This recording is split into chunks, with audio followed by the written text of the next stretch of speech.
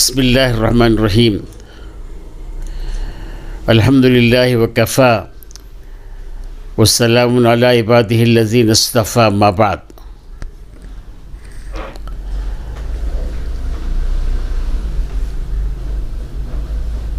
سبوں کے لیے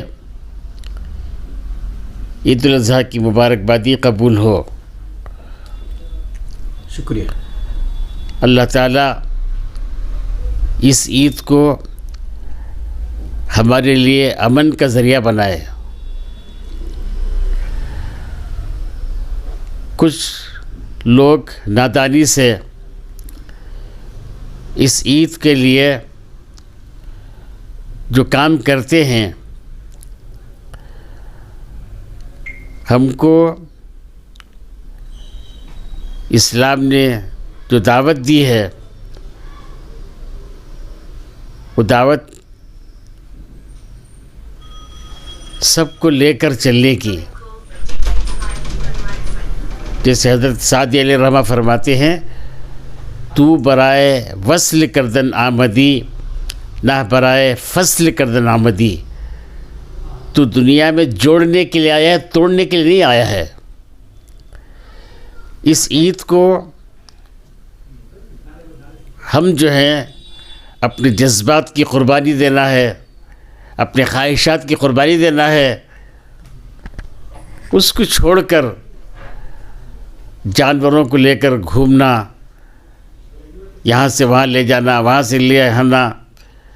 اور قربانی تو واجب ہے، نماز فرض ہے، نماز کو چھوڑ کر اس طرح کی قربانیوں میں اپنے اوقات کو جو ہے ضائع کر کے دوسروں کو تکلیف پہنچانا کہاں اچھا لگتا ہے۔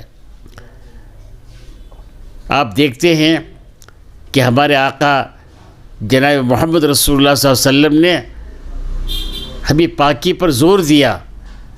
حدیث میں فرمایا الطہور شطر الایمان، زیادہ پاکی حاصل کرنا یہ ایمان میں داخل ہے، ایمان کا حصہ ہے۔ لیکن اسے چھوڑ کر ہم جو ہیں غلاظت کو پھیلا رہے ہیں، اس سے کتنا نقصان ہو رہا ہے، لوگوں میں نفرت پیدا ہو رہی ہے، اسلام سے دوریاں پیدا ہو رہی ہیں۔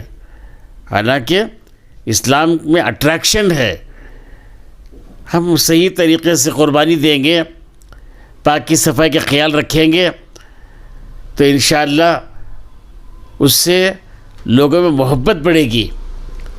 آج جو ٹینشن چل رہا ہے، ٹینشن کی وجہ کیا ہے؟ ٹینشن کی وجہ یہ ہے کہ ہمارے اعمال، ہمارے کرتوت ایسے ہو رہے ہیں جس سے ان کو بے چینی ہو رہی ہے۔ اسلام میں تو تعلیم یہ دی گئی ہے لا توزی جارک بریح قدرک، تم اپنے گھروں میں اچھا سالن پکا کر بھی پڑوسیوں کو تکلیف مت پہنچاؤ۔ یہ ہماری تعلیم ہے، اسلامی تعلیم ہے کہ اچھا سالن پکا کر تکلیف نہیں پہنچانا ہے، تو غلاظت ڈال کر تکلیف پہنچا سکتے ہیں کیا؟ غلاظت ڈال کر۔ اس لیے میں گزارش کرتا ہوں کہ غلاظت ڈالنے کے لیے کارپوریشن کی طرف سے جو یہ بنائے گئے ہیں وہیں پر جا کر ڈالیں اور پاکی صفائی کا خیال رکھیں، اور کسی کو ہماری وجہ سے تکلیف نہ ہو۔ جیسے حضرت سعدی فرماتے ہیں مرا بخیرت امید نیست شر برساں، مجھے تمہاری ذات سے بھلائی کی کوئی امید نہیں ہے، کم از کم برائی تو مت پہنچاؤ۔ ہر آدمی یہ طے کر لے کہ میری ذات سے کسی کو تکلیف نہ ہو تو انشاءاللہ امن ہی امن، خیر ہی خیر۔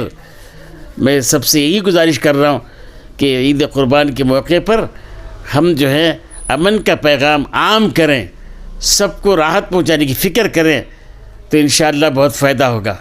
برادران وطن میں جو گوشت کھاتے ہیں ان کے لیے گوشت کا پہنچانا، ان کو ہماری دعوت میں شریک کر لینا بہت اچھا ہے، تاکہ اس سے محبت بڑھے گی۔ یہی گزارش کر رہا ہوں کہ حالات کو بگاڑنے نہ دیں، بعض لوگوں کے مزاج میں چھیڑ چھاڑ ہے اور ان کی فطرت میں داخل ہے چھیڑ چھاڑ کرنا، تکلیف پہنچانا. تو ہم جو ہیں ذرا حکمت کے ساتھ کام کر لیں گے تو انشاءاللہ چھیڑ چھاڑ بھی نہیں ہوگی اور امن کے ساتھ کام ہو جائے گا. حضرت مولانا ارشد مدنی صاحب حضرت مولانا سید ارشد مدنی صاحب دامت برکاتہم جو ہیں، جو یہ حکومت کو ایک رائے دی ہے کہ اس کو نیشنل بنا دیا جائے جیسے مور کو بنا دیا گیا ہے. تو اس سے فائدہ یہ ہوگا کہ ہندوستان سے الکبیر ختم ہو جائے گا. تو پھر انشاءاللہ پھر کوئی کبھی اس کے بارے میں آواز نہیں اٹھائے گا. حضرت کی رائے بہت اچھی ہے. جانور جو ہے ایک دم روڈوں میں کرنا، لوگوں کی جانے آنے کے راستوں میں کرنا، اس سے پرہیز کر کے، اس سے اپنے آپ کو بچا کر ایک ڈھنگ سے ایسی جگہ کریں جہاں سے کسی کو تکلیف نہ ہو. یہ گزارش کر رہا ہوں. بس جتنے لوگ حج کر چکے ہیں وہی سے طے کر کے آئیں کہ میری زندگی بدل جائے. اگر خدا نخواستہ حج کے بعد واپسی کے بعد وہی جھوٹ، وہی دھوکہ، وہی غبن اور وہی جو ہے تکالیف دینا، وہی پرانی عادت ہی رہی تو حج ہی نہیں ہوا. وہ حج کی صحیح علامت، حج کی قبولیت کی علامت یہ ہے کہ اس کی زندگی میں تقویٰ آ جائے. تقویٰ آ گیا سمجھو کہ اس کا حج قبول ہو گیا. اگر تقویٰ نہیں آیا ہے، پہلے سے زندگی اور بگڑ گئی ہے، سمجھو کہ اس کا حج ایسی جا کر آ گیا ہے. وہ جیسے حضرت سعدی نے فرمایا، خر عیسیٰ گر مکہ روت چو باز آمد ہنوز خر باشد. عیسیٰ علیہ السلام کا گدھا، پہلے گدھے کے ساتھ گدھے کے بیٹ پر حج کو جاتے تھے تو گدھا حج کر کے آ گیا تو اسے حاجی گدھا تو نہیں بولتے، گدھا گدھا ہی رہے گا. تو اس طریقے سے ہم جو ہے اپنی زندگی بدلنے کی فکر کریں گے.